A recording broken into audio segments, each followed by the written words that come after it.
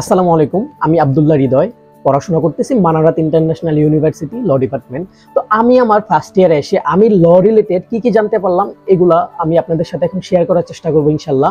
তো অবশ্যই আমি নতুন, আমার যদি কোনো ভুল হয় ক্ষমা দৃষ্টিতে দেখবেন।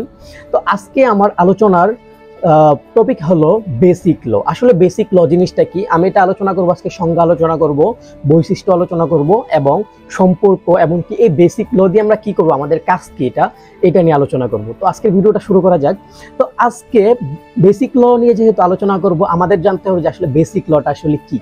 বেসিক লটা হলো কোনো রাষ্ট্র বা সংস্থা মূল আইন যা তার শাসন কাঠামো ও নাগরিকদের অধিকার নির্ধারণ করে। মানে আপনি একটা রাষ্ট্র চালাবেন, আপনি একটা সংস্থা চালাবেন, আপনার অবশ্যই বেসিক ল দিয়ে চালাতে হবে। আবার আমরা এটাও বলতে পারি যে কোনো সংবিধান দিয়ে চালাতে পারি। মানে বেসিক ল এবং কি সংবিধান একই জিনিস, বা এটাকে দুইভাবে বলা হয় আর কি। তো আমরা কি বুঝলাম যে বেসিক ল দ্বারা কোনো রাষ্ট্র বা কোনো দেশ এগুলা চলবে, বা কোনো একটা আপনি একটা সংস্থা করতেছেন, আপনার ওই সংস্থাটা একটা ল দ্বারা নিয়ন্ত্রিত হবে, এটা হচ্ছে বেসিক ল।